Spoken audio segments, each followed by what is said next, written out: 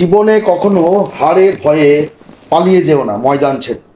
জানবে যদি তুমি আজকে পালিয়ে যাও তাহলে সারা জীবন তোমাকে তুমি কোথাও গিয়ে শান্তি পাবে না নিজেকে। তোমাকে সবসময় এই হেরে যাওয়ার যন্ত্রণা তোমাকে কোনো সময় শান্তি এনে দেবে না জীবনে। তাই জীবনে যদি তুমি জিততে চাও অবশ্যই লড়াইয়ে সামিল হও। পরাজিত হওয়ার ভয় যদি তোমাকে প্রতিনিয়ত গ্রাস করে ফেলে একবার, তাহলে দেখবে সেই জাল থেকে তুমি জীবনে চেষ্টা করলেও বেরোতে পারবে না।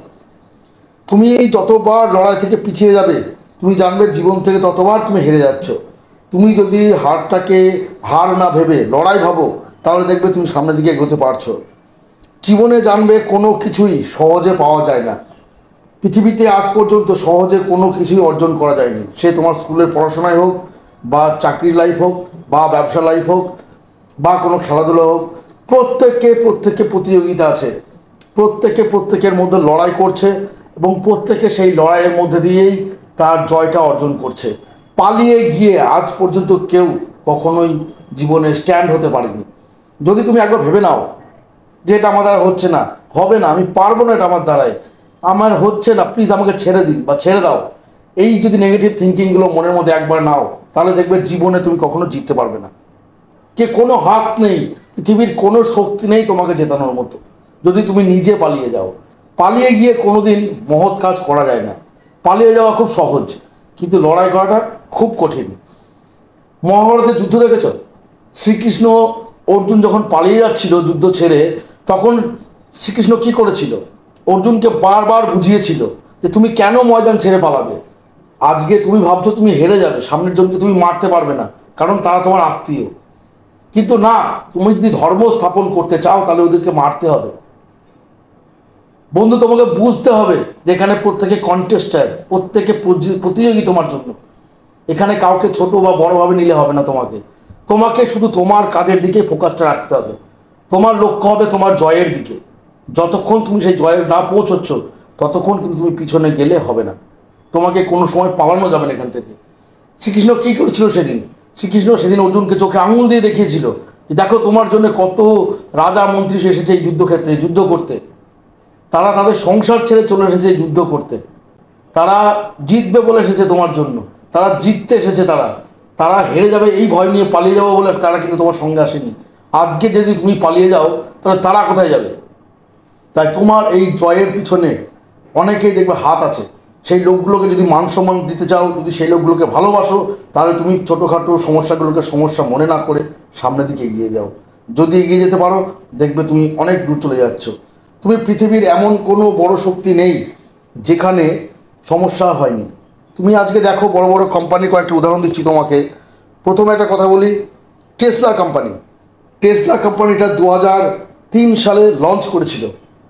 2003 থেকে টেসলা কোম্পানি 2013 পর্যন্ত লেগেছিল তার দাঁড়াতে। তাহলে ভাবো এই 10টা বছর সেই টেসলা কোম্পানিটা লড়াই করে গেছে জীবনে। সে কিন্তু ভাবেনি যে আমার আজ একটা বছর কেটে গেলে হচ্ছে না, 2 বছর কেটে গেলে হচ্ছে না, 3টে বছর কেটে গেলে হচ্ছে না, এটা কিন্তু সে ভাবেনি একবারও।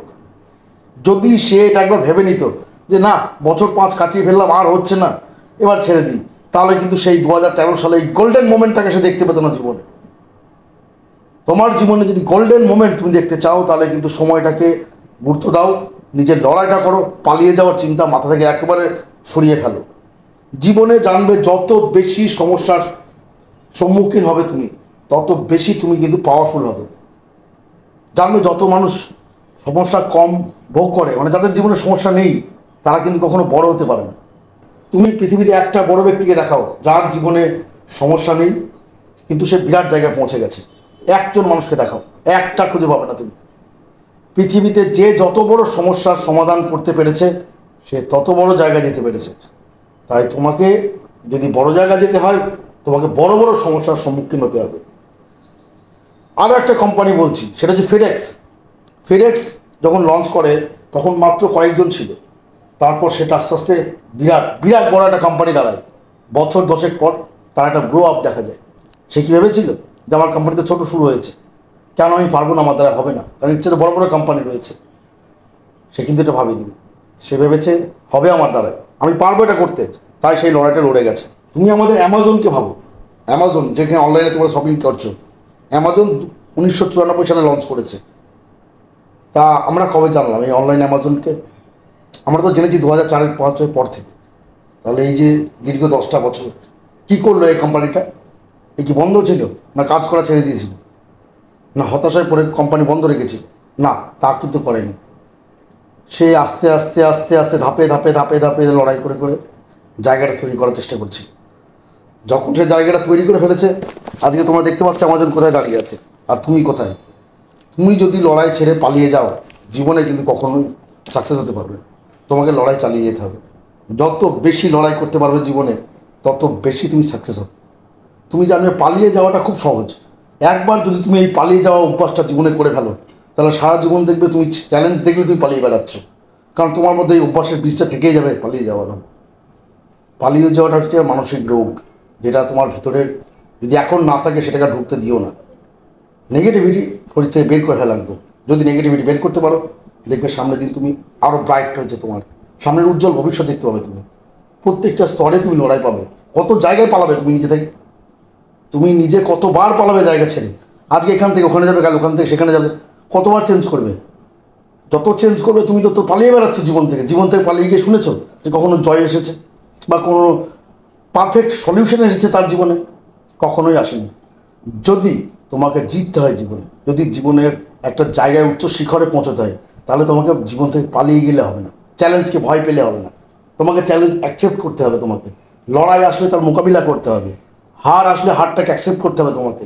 যত বেশি হার অ্যাকসেপ্ট করবে, যত বেশি প্রবলেম ফেস করবে, দেখবে তত বেশি তুমি স্ট্রং হয়ে যাচ্ছ, তত বেশি তুমি আরও দৌড়তে পারছো। তাই জীবনে জিততে গেলে অবশ্যই নিজের ফোকাস ঠিক রাখো, নিজের লক্ষ্য ঠিক রাখো, নিজেকে চেষ্টা করো পালিয়ে না গিয়ে নিজের সেই সমস্যার সামনে গিয়ে দাঁড়াতে। দেখো তুমি জিতে যাবে। একবার করে দেখো নিজেকে, করতে পারলে দেখবে তুমি জীবনের একজন সেরা স্ট্রং ম্যান।